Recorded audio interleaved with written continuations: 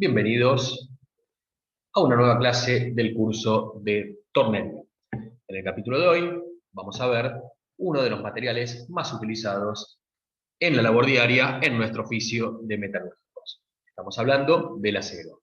También veremos el proceso siderúrgico por el cual se obtienen y por último las normas los cuales lo ordenan y también los clasifican. Comencemos. El hierro es un metal y materia prima principal para la producción del acero. Las aleaciones férreas representan alrededor del 95% de los materiales metálicos empleados por el hombre. Los métodos y técnicas de explotación del mineral de hierro a cielo abierto dependen de varios factores, como el stripping ratio, que se entiende que es la proporción de la parte que sirve y de la que no en el mineral que se extrae, el tipo del mineral, la mineralogía y la geología, entre otros. Sin embargo, el método más común, a cielo abierto, es el sistema de bancos múltiples, que en operación se basa en las siguientes: perforación, voladura y transporte para la planta de tratamiento. Extracción del mineral. El hierro que se utiliza para elaborar aceros no se encuentra en estado puro, sino en compuestos minerales. Los más utilizados hoy en día son dos óxidos, hablamos de la hematita, que es hierro 2, oxígeno 3, y la magnetita, hierro 3, oxígeno 4. Hay también un hidróxido, el hidróxido de hierro, cuya composición o fórmula química es hierro, oxígeno, hidrógeno 2, y la siderita o carbonato de hierro, cuya fórmula es hierro, carbono, oxígeno 3. Proceso siderúrgico. Una vez extraído el mineral, comienza el proceso siderúrgico. Se conoce por siderurgia a la industria que se encarga de transformar el mineral de hierro en acero aplicando un conjunto de procesos. De la extracción se obtiene el mineral que contiene el hierro, que se llama mena, pero también tiene componentes no útiles llamados gangas. Ambas partes deben ser separadas. Habitualmente se utilizan dos métodos. En primer lugar, la imantación. Se tritura la roca y se hace pasar por un campo magnético. Los productos que contengan hierros se separarán de las rocas. En segundo lugar, separación por densidad. Una vez triturada, la roca se sumerge en agua. Al tener diferentes densidades, la mena se separa de la ganga. Independientemente del proceso utilizado, una vez realizada la separación del mineral de hierro, se le somete a un proceso en el que se forman aglomerados del mineral llamado pellets. El alto horno. Recibe este nombre la instalación que convierte la mena en arrabio. Por arrabio entendemos acero de primera fusión. Se llama así por su altura, cercano a 30 metros. Estos hornos son alimentados por carbón mineral llamado coque, alcanzando temperaturas de hasta 1800 grados para la fusión del mineral de hierro. En el alto horno se producen procesos químicos complejos que cambian la estructura del mineral por estructura metálica. Debido a la diferencia de densidades, se separa el hierro que queda en una capa inferior del crisol, de la escoria que queda flotando. Entonces, el arrabio es vertido en grandes recipientes llamados cucharas, donde se transporta hasta el horno de afino, donde le quitarán al arrabio impurezas que aún contiene. Veamos el proceso de afino del acero. Es el proceso por el cual se eliminan impurezas como azufre, silicio, óxidos de hierro que aún arrastra, y se bajan los porcentajes de carbono, que aún son muy altos. Este proceso se llama colado. Existen dos diferentes métodos para realizar el colado: convertidor LD y horno eléctrico de arco.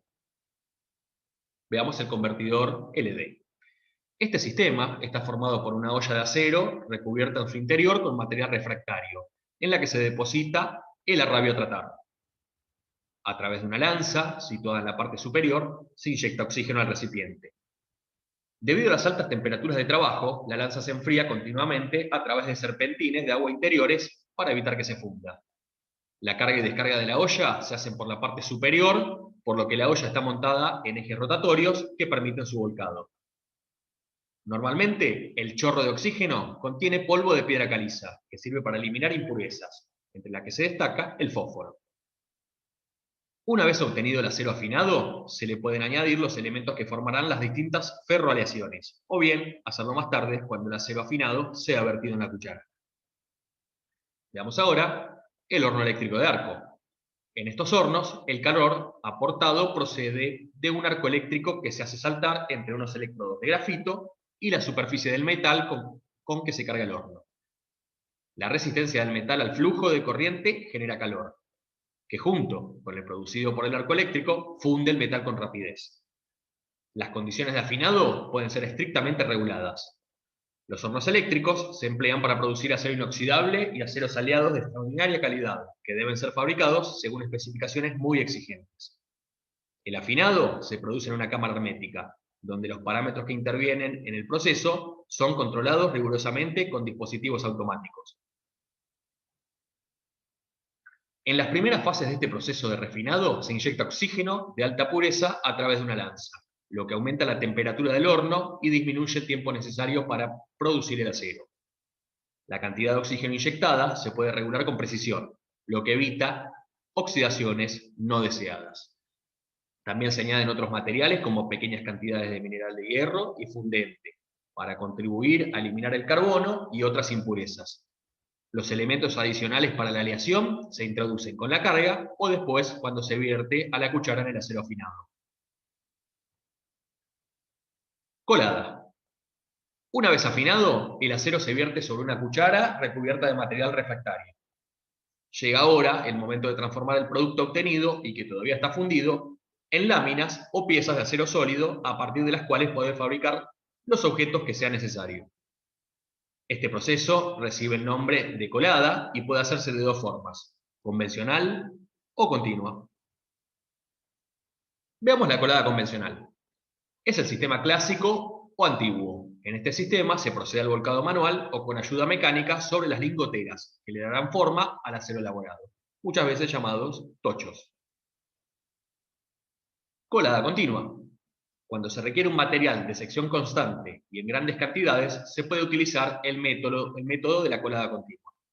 En este método, el contenido de la cuchara se vierte en un crisol que, mediante una válvula, va suministrando una cantidad constante de acero sobre un molde con la forma requerida.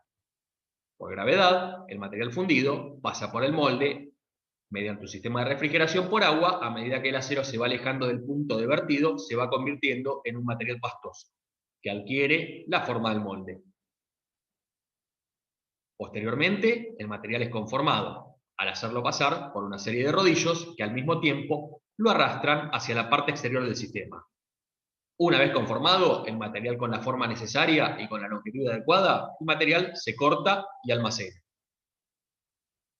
Es este un método muy útil para fabricar perfiles, varillas y barras de diferentes secciones, y láminas o placas de varios calibres y longitudes. Veamos el esquema de una colada continua. Vemos que en la parte superior se vierte el acero líquido en una cuchara, tenemos una tolva, un repartidor, una pieza de transición, una busa que suministra el acero y luego pasa por los rodillos después de un enfriamiento, unos rodillos extractores y una cizalla que permite el corte. Composición del acero. Todo acero tiene una composición básica de hierro y carbono. En símbolos químicos, Fe más C. Luego se agregan diferentes metales a la aleación para mejorar sus prestaciones. No existe el hierro puro o hierro dulce, sino que son aceros de baja aleación, con muy poco contenido de carbono. Los aceros son estandarizados y están nomenclados por diferentes normas según su composición. La que utilizamos frecuentemente en Argentina es la norma SAE.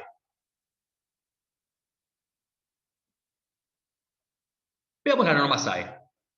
Establece una cifra de 4 dígitos para clasificar los aceros. Cada dígito posee un significado.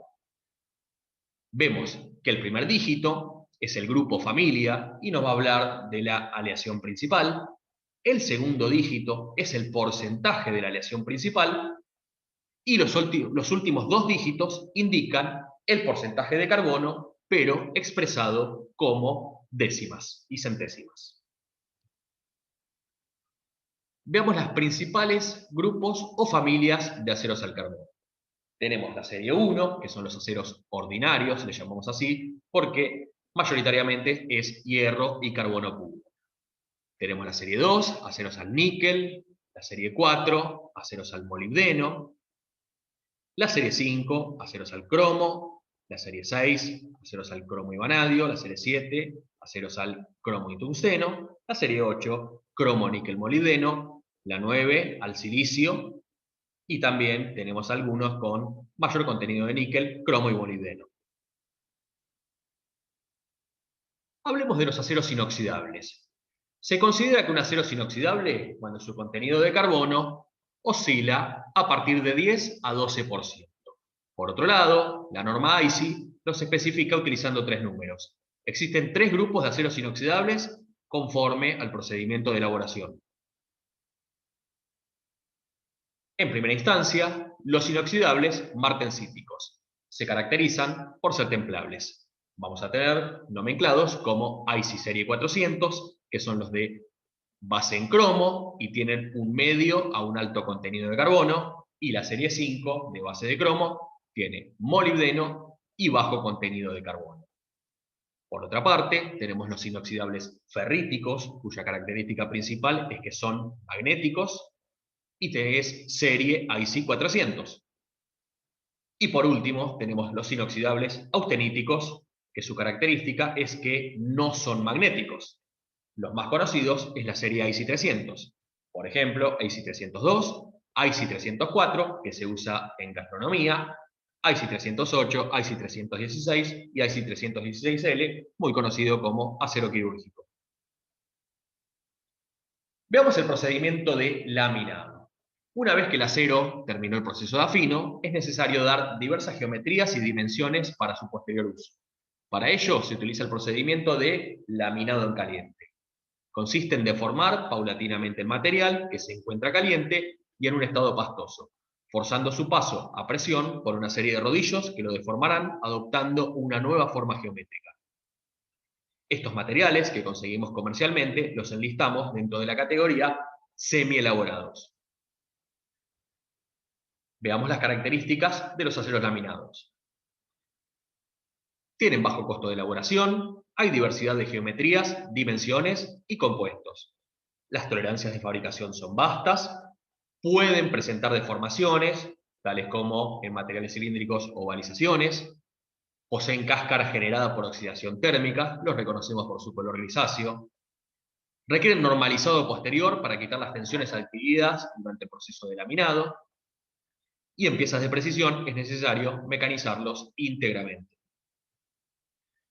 Veamos algunas de las geometrías comerciales más utilizadas. Tenemos el ángulo, la planchuela, el T y el cuadrado, muy comúnmente utilizados en herrería. Tenemos también barra de sección hexagonal para hacer tuercas o tornillos. Tenemos material cilíndrico para mecanizados de ejes o piezas de revolución. Tenemos perfiles IPN, o también conocido como doble T. Tenemos perfil UPN, o conocido como perfil C. Estos dos muy utilizados en la construcción para hacer vigas. Tenemos chapas y tenemos varillas de construcción. Comúnmente todas las barras poseen un largo comercial y estándar de 6 metros. Los perfiles, al ser utilizados en la construcción, vienen más largos, hasta 12 metros se pueden llegar a conseguir, y las varillas de construcción vienen de 12 metros. Hablamos en todo momento que el acero está compuesto por hierro y carbono. Veamos cuál es la influencia del carbono en el acero. El carbono, en pocas proporciones, modifica completamente la característica del acero. Aceros con muy bajo contenido de carbono tienden a ser pastosos y difíciles de mecanizar por desprendimiento de viruta. Sin embargo, son extremadamente dúctiles, maleables y soldables. Por eso se utilizan para herrería. También son poco tenaces y se deforman fácilmente ante sobrecargas o golpes.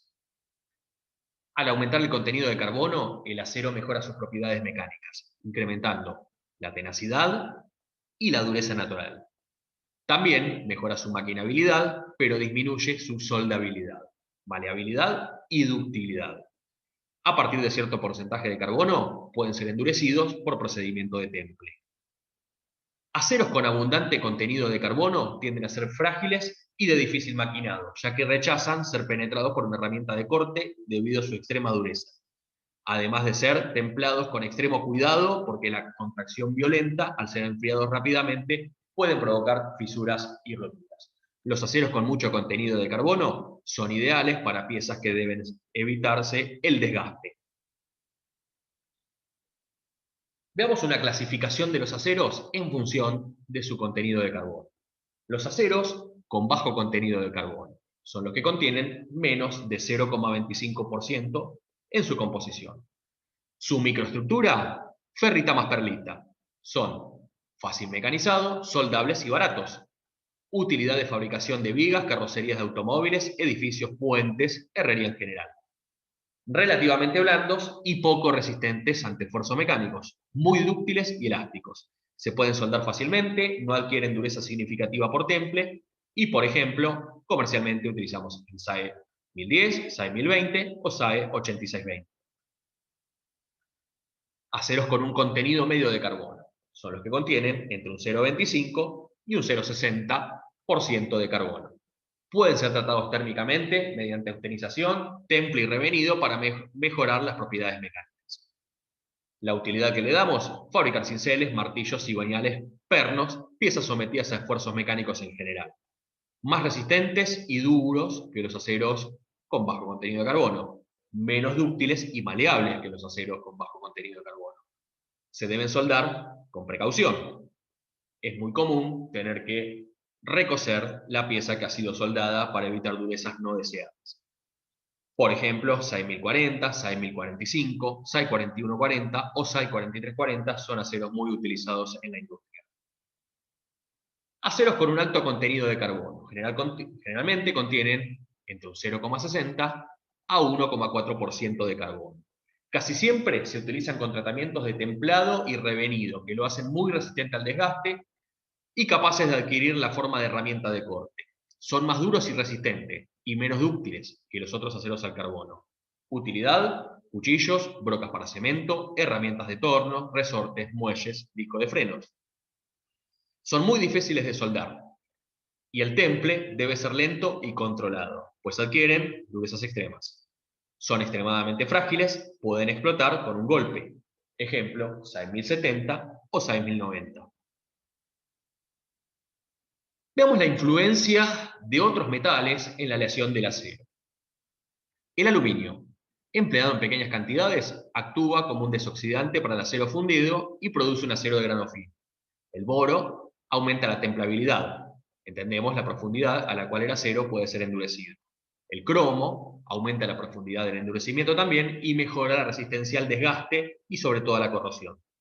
El cobre mejora significativamente la resistencia a la corrosión atmosférica. Manganeso, elemento básico en todos los aceros comerciales. Actúa como un desoxidante y también neutraliza los efectos nocivos del azufre, facilitando la laminación, moldeo y otras operaciones de trabajo en caliente. Aumenta también la penetración de temple y contribuye a su resistencia y dureza.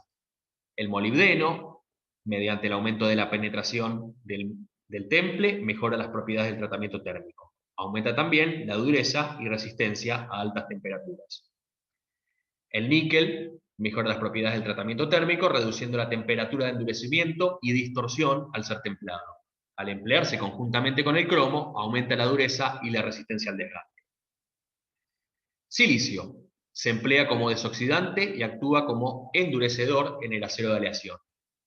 El azufre normalmente es una impureza y se mantiene a un bajo nivel. Sin embargo, algunas veces se agrega intencionalmente en grandes cantidades, de 0,06 a 0,30%, para aumentar la maquinabilidad de los aceros de aleación al carbono. Los conocemos como, por ejemplo, el 12L14. Titanio. Se emplea como un desoxidante y para inhibir el crecimiento granular. Aumenta también la resistencia a altas temperaturas. Tungsteno. Se emplea en muchos aceros de aleación para herramientas, impartiéndoles una gran resistencia al desgaste y dureza a altas temperaturas. Sabemos que el tungsteno es uno de los metales que tiene su punto de fusión muy elevado. Vanadio imparte dureza y ayuda en la formación de granos de tamaño fino. Disminuye la fragilidad, resistencia a las fracturas por impacto y también la resistencia a la fatiga. Veamos otra forma en la que se pueden presentar comercialmente los aceros. Hablamos de aceros trefilado. Son los que se obtienen por el procedimiento de trefilado. Consiste en hacer pasar una barra a presión por una boquilla calibradora de geometría y dimensión, que le llamaremos trefila. El resultado es un acero brillante, sin cáscara, con precisión en las dimensiones y en la geometría. Tolerancia muy estrechas, comúnmente dentro de unas pocas centésimas.